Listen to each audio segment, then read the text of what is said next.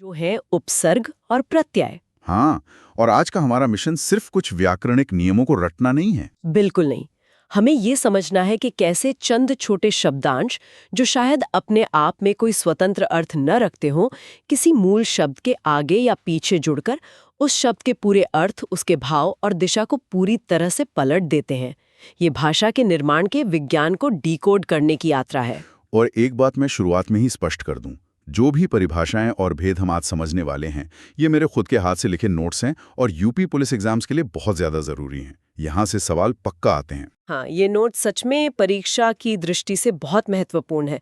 तो चलिए सबसे पहले इस शेप शिफ्टिंग रहस्य यानी उपसर्ग से शुरुआत करते हैं। देखिए, तकनीकी रूप से उपसर्ग वे शब्दांश हैं जो किसी शब्द के आदि में, मतलब बिल्कुल शुरुआत में जुड़कर उसके अर्थ में परिवर्तन कर देते हैं। अगर इस शब्द का ही विच्छेदन किया जाए तो ये उप और सर्ग से मिलकर बना है। उप का अर्थ होता है समीप या पास आना, और सर्ग का अर्थ है सृष्टि करना या निर्माण करना, यानी किसी शब्द के समीप आकर एक बिल्कुल नए अर्थ की सृष्टि करना। अच्छा, अगर मैं इसे अपने नजरिए से देखूं तो ये प्रक्रिया एक कैमरे के लेंस फिल्टर की तरह लगती है। अरे वाह, कैसे? जैसे एक मूल विषय है, मान लीजिए कैमरे के सामने एक प्राकृतिक दृश्य है, वो हमारा रूट वर्ड, ये मूल शब्द है।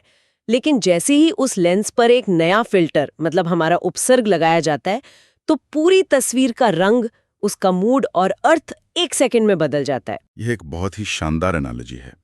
और जो उदाहरण आपने शुरुआत में हार शब्द का दिया, वो इस फिल्टर वाले सिद्धांत को पूरी तरह से साबित करता है। हाँ बिल्कुल। हार का मूल अर्थ या तो आभूषण है या फिर पराजय, लेकिन जैसे ही हम इसमें उपसर्ग रूपी फिल्टर लगाते हैं तो ये उपहार बन जाता है, जिसका अर्थ है भेंट या गिफ्ट। अर्थ पूरी तरह से एक सकारात्मक दिशा में मुड़ गया। ये बहुत दिलचस्प है। और इसी हार में आ जोड़ा तो आहार यानी भोजन बन गया, वी जोड़ा तो विहार यानी घूमना बन गया, और अगर सम जोड़ा तो संहार यानी विनाश बन गया। बिल्कुल, एक ही जड़ से इतनी सारी अलग अलग शाखाएं निकल रही हैं।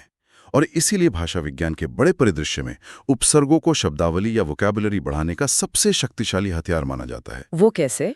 देखिए, दुनिया की किसी भी भाषा में मूल शब्दों की संख्या की एक सीमा होती है। इंसान का दिमाग हर दिन नए भावों के लिए एकदम नए शब्द ईजाद और याद नहीं कर सकता। तो ये एक तरह का प्राचीन कॉग्निटिव शॉर्टकट है।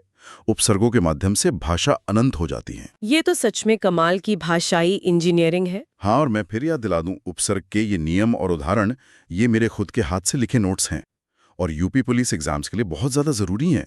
यहाँ से सवाल पक्का आते हैं। हाँ, ऐसे बिल्कुल ध्यान में रखना चाहिए।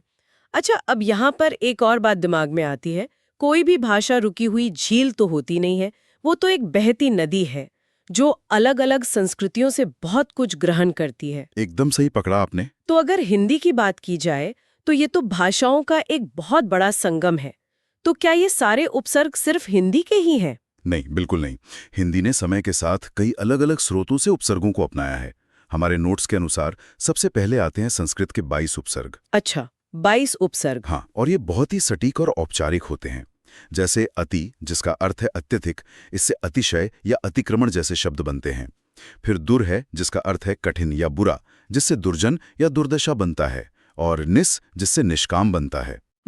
ये शब्द भाषा को बहुत गंभीरता देते हैं। और विशुद्ध हिंदी के भी तो अपने उपसर्ग है ना? बिल्कुल, हिंदी के अपने उपसर्ग हैं। जैसे अ, जिसका अर्थ है अभाव या निषेध, इससे अनाथ, अछूत जैसे शब्द बनते हैं। अन से अनपढ़, भर से भरपेट या भरपूर। हाँ, ये तो हम रोज बोलते हैं। लेकिन मुझे सबसे ज्यादा दिलचस्प वो लगता है जब उर्दू और फारसी के उपसर्ग हिंदी में घुल मिल जाते हैं। अरे, उनका तो क्या ही कहना। उर्दू और फारसी के उपसर्गों ने हिंदी को एक गजब की रवानी और मिठास दी है। अब आप खुश उपसर्ग को ही देखिए। इससे खुशखबरी, खुशहाल, खुशनसीब जैसे शब्द बने। गैर से गैर कानूनी, बे से बेईमान, बेचारा। और हम से हम सफर या हमदर्द। बिल्कुल, ये शब्द हमारी भावनाओं में इतने गहरे उतर चुके हैं कि आम बोलचाल में किसी को एहसास भी नहीं होता कि ये मूल रूप से हिंदी या संस्कृत के नहीं है। सही बात है। और सिर्फ उर्दू ही क्यों, अंग्रेजी के उपसर्ग भी तो हमारे दैनिक जीवन का हिस्सा बन चुके हैं। Deputy collector, vice chancellor, sub inspector. एकदम सही। लेकिन यहाँ मेरे दिमाग में एक बहुत ही तार्किक सवाल आ रहा है। हाँ, पूछिए। देखिए, जब बिना या अभाव दर्शाने के लिए हमारे पास इतने सारे अलग अलग उपसर्ग मौजूद हैं, जैसे हिंदी का अन्न है, उर्दू का बे और ला है, संस्कृत का निर है, तो क्या हम किसी भी मूल शब्द के साथ अपनी मर्जी से कोई भी उपसर्ग लगा सकते हैं? ये बहुत ही शानदार सवाल है। मतलब क्या बेईमान की जगह हम लाईमान या अनईमान कह सकते हैं? इसका सीधा सा उत्तर है नहीं। भाषा भले ही लचीली हो, लेकिन वो अराजक नहीं है। यहाँ पर भाषा विज्ञान का एक बहुत ही सुंदर नियम काम करता है, जिसे हम भाषाई सद्भाव कह सकते हैं। भाषाई सद्भाव, इसका मतलब शब्दों की अपनी केमिस्ट्री होती है? बिल्कुल। हर शब्द की अपनी एक उत्पत्ति होती है, एक जड़ होती है। और व्याकरणिक नियम यह है कि तत्सम शब्दों के साथ, यानी जो सीधे संस्कृत से आए हैं, उनके साथ संस्कृत के ही उपसर्ग जुड़ेंगे। अच्छा, तो विदेशी शब्दों के साथ विदेशी उपसर्ग ये जुड़कर बेईमान बनता है। अगर आप उसमें संस्कृत का निर लगा दें तो निर ईमान बनेगा, जो व्याकरण के हिसाब से गलत है और सुनने में भी बहुत अटपटा लगता है। हाँ, वो बहुत बेसुरा लगेगा। हमारा दिमाग इस भाषाई लय को अपने आप पहचान लेता है। बिल्कुल। और याद रखिए, ये भाषाई सद्भाव के नियम ये मेरे खुद के हाथ से लिखे नोट्स हैं और यूपी पुलिस एग्जाम्स के लिए बहुत ज्यादा जरूरी हैं। यहाँ से सवाल पक्का आते हैं। जी, ये बहुत ही महत्वपूर्ण पॉइंट है। तो ये तो हुई इमारत के मुख्य दरवाजे की बात, मतलब शब्दों की शुरुआत की कहानी। अब इस सिक्के के दूसरे पहलू की ओर चलते हैं, यानी शब्द का अंत। यहाँ आते हैं प्रत्यय। जी हाँ, प्रत्यय। अगर इसका विच्छेद करें तो ये प्रति, जिसका मतलब है साथ में, पर बाद में, और अय यानी चलने वाला से बना है। तो ये वे शब्दांश हैं जो शब्द के अंत में जुड़कर एक विशेष परिवर्तन ला देते हैं। उपसर्ग की तरह ही ये भी शब्द का कायापलट कर देते हैं। एक बहुत ही साधारण सा उदाहरण लेते हैं, मीठा। मीठा तो एक विशेषण है, एक स्वाद है। बिल्कुल।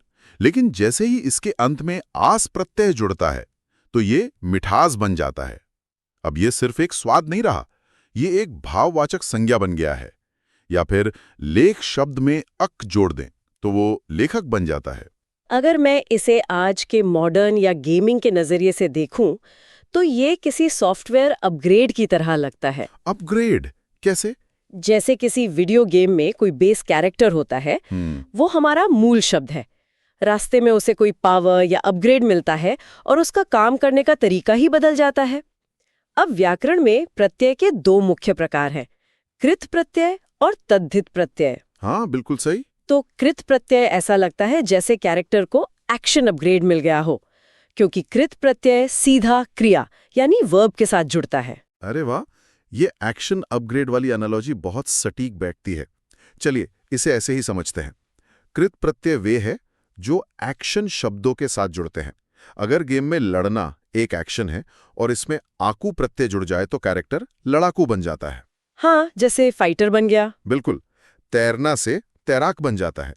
व्याकरण से कर्तृवाचक कृत प्रत्यय कहता है, क्योंकि यह उस कर्ता का बोध कराता है जो वो एक्शन कर रहा है। तो ये हुआ कैरेक्टर का अपग्रेड। लेकिन हर एक्शन का कोई ऑब्जेक्ट भी तो होता है जिस पर काम हो रहा हो। एकदम सही। और उसके लिए हमारे पास कर्मकृत प्रत्यय हैं। जैसे खेलना एक एक्शन है, इसमें औना प्रत्यय जुड़ा तो बन गया खिलौना। बिछाना से बिछौना। ये तो बहुत तार्किक है। मतलब हमारे पूर्वजों को हर नई वस्तु के लिए नया नाम नहीं सोचना पड़ा। बिल्कुल नहीं, उन्होंने बस एक्शन देखा और प्रत्यय लगा दिया। जैसे किसी चीज को ढकना है तो अन लगा दिया और वो ढक्कन बन गया, यानी ढकने का टूल। इसे हम कर्णकृत प्रत्यय कहते हैं। झूलना में आ लगाया तो झूला, लिखना में ई लगाया तो लेखनी। मानव मस्तिष्क की क्या कमाल की एफिशिएंसी है। हाँ, और मैं आपने श्रोताओं को बता दूं, कृत प्रत्यय के सारे प्रकार और उदाहरण ये मेरे खुद के हाथ से लिखे नोट्स हैं जी। और यूपी पुलिस एग्जाम्स के लिए बहुत ज्यादा जरूरी हैं। यहाँ से सवाल पक्का आते हैं जी। एग्जाम्स के लिए बेसिक्स क्लियर होना बहुत जरूरी है। तो अगर कृत प्रत्यय एक्शन अपग्रेड है तो जो दूसरा प्रकार है तद्धित प्रत्यय, उसे हम गेम के कैरेक्टर की आइडेंटिटी अपग्रेड कह सकते हैं। बिल्कुल कह सकते हैं, क्योंकि तद्धित प्रत्यय एक्शन से बाहर निकलकर संज्ञा, सर्वनाम और विशेषण के साथ जुड़ते हैं। मतलब ये हमारे समाज, हमारे रिश्तों और पहचान को परिभाषित करते हैं। एकदम सही। जैसे मिठाई एक संज्ञा है, इसके साथ वाला जोड़ा तो व्यक्ति की पहचान बन गई मिठाई वाला। लोहा के साथ आर जोड़ा तो लोहार, चित्र के साथ कार जोड़ा तो चित्रकार। और ये सिर्फ पेशे तक सीमित नहीं है। भाववाचक तद्धित प्रत्यय भावनाओं को रूप देते हैं। जैसे बच्चा में पन जोड़ें तो बचपन बन जाता है। हाँ, जो एक अमूर्त अनुभव है, अपना से अपनापन, कड़वा से कड़वाहट, और रिश्तों के लिए संबंधवाचक तद्धित प्रत्यय हैं, जैसे नाना से ननिहाल, चाचा से चचेरा। लेकिन इन सब के बीच मैंने एक बहुत ही बारीक पैटर्न देखा है। अच्छा, वो क्या है? वो है किसी चीज के आकार और स्नेह को दर्शाने का तरीका। मैं उन वाचक तद्धित प्रत्यय की बात कर रही हूँ। जब हम खाट से खटिया बनाते हैं या डिब्बा से डिबिया बनाते हैं, क्या व्याकरणिक रूप से खटिया खाट का छोटा रूप होने का प्रमाण है? ये बहुत ही गहरा ऑब्जर्वेशन है आपका, और ये भारतीय भाषाओं की बहुत बड़ी खूबसूरती है। अंग्रेजी में हमें अलग से स्मॉल बोलना पड़ता है, जैसे स्मॉल बेड, लेकिन हिंदी में हम बस संज्ञा में इया या ई प्रत्यय जोड़ देते हैं। खाट से खटिया, थाली और थाल। हाँ, और ये सिर्फ आकार नहीं, प्यार भी तो दर्शाता है, जैसे बेटी से बिटिया। बिल्कुल, एक छोटा सा शब्दांश पूरी भावना बदल देता है। इसी तरह मुझे एक और प्रत्यय बहुत महाकाव्यिक या एपिक लगता है, अपत्यवाचक तद्धित प्रत्यय।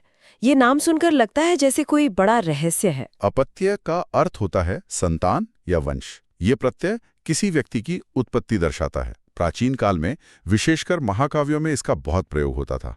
जैसे मनु शब्द में अप्रत्यय लगने से मानव बनता है। अरे वाह!